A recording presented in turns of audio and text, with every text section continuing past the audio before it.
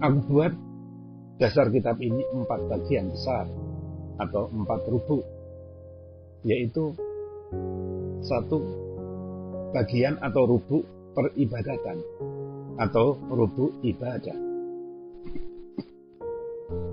2 bagian rubu pekerjaan sehari-hari atau rubu adat kebiasaan. 3 bagian atau rubu perbuatan yang membinasakan atau rubu al-muhlikat. Dan keempat, bagian atau rubu perbuatan yang menyelamatkan atau rubu al-munjiyat.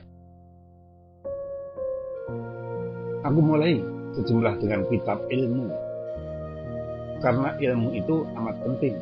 Untuk pertama-tama aku bentangkan tentang ilmu, di mana segala orang berbakti kepada Allah dengan menuntutnya, di atas sabda Rasul Sallallahu Alaihi Wasallam yang bersabda, "Thalabul ilmi fardhatun ala kulli muslim."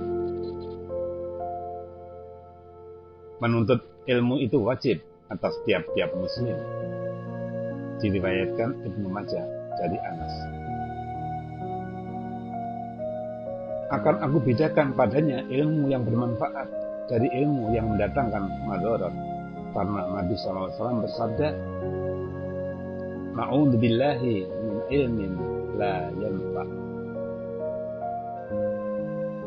Kita berlindung dengan Allah dari ilmu yang tidak bermanfaat. Diriwayatkan Ibnu Majah dari Jabir. Aku akan buktikan kecenderungan manusia sekarang jauh dari bentuk kebenaran. Tertipunya mereka dengan kilatan fata morgana dan kepuasan mereka dengan kulit ilmu tanpa isi. Adapun bagian atau rubu ibadah melengkapi 10 kitab, yaitu 1 kitab ilmu, 2 kitab kaidah-kaidah iktikad atau akidah, 3 kitab rahasia atau hikmah bersuci, 4 kitab hikmah sholat, 5 kitab hikmah zakat, 6 kitab hikmah siam atau puasa, 7 kitab hikmah haji, 8 kitab adab atau kesopanan membaca Al-Quran, 9 kitab zikir dan doa, 10 kitab tartil wirid pada masing-masing waktunya. Bagian atau rubu pekerjaan sehari-hari melengkapi 10 kitab, yaitu 1 kitab adab makan, 2 kitab adab perkawinan, 3 kitab hukum berusaha atau bekerja, 4 kitab halal dan haram, 5 kitab adab berteman dan bergaul dengan berbagai golongan manusia, 6 kitab uzlah atau mengasingkan diri, 7 kitab adab bermusafir atau berjalan jauh, 8 kitab mendengar dan merasa, 9 kitab amar ma'ruf dan nahi mungkar, 10 kitab adab kehidupan dan budi pekerti atau akhlak kenabian.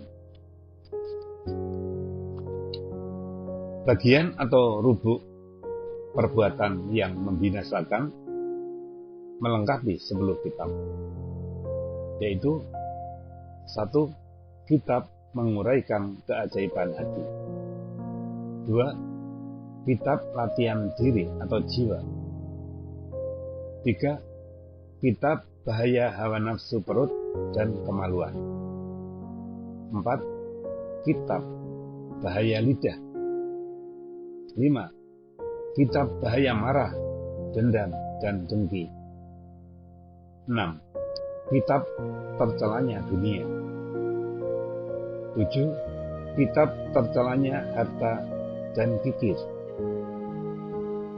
8. Kitab tercelanya sifat suka kemegahan dan mencari muka atau riya. 9. Kitab tercelanya sifat takabur dan menghirani diri atau ujub. 10. Kitab tercelanya sifat tertipu dengan kesenangan duniawi. Bagian atau rubuk perbuatan yang melepaskan melengkapi 10 kitab, yaitu 1. Kitab taubat, 2. Kitab sabar dan syukur, 3. Kitab takut dan harap, 4. Kitab fakir dan zuhud, 5. Kitab tauhid dan tawakal, 6. Kitab cinta kasih, rindu, jinak hati, dan ridho, 7. Kitab niat, benar, dan ikhlas, 8. Kitab muraqabah dan menghitung amalan, 9. Kitab memikirkan hal diri atau tafakur, 10. Kitab ingat mati. Adapun bagian ibadah, maka akan saya terangkan nanti peri adabnya yang mendalam, sunat-sunatnya yang halus-halus, dan maksudnya yang penuh hikmah, yang diperlukan oleh orang yang berilmu, yang mengamalkan. Bahkan tidaklah dari ulama akhirat orang yang tidak memperhatikan kepadanya. Dan yang terbanyak daripadanya adalah termasuk yang disia-siakan dalam ilmu fikih. Adapun bagian pekerjaan sehari-hari, maka akan saya terangkan hikmah pergaulan yang berlaku antara sesama manusia dan liku-likunya, sunatnya yang halus-halus, dan sifat memelihara diri yang tersembunyi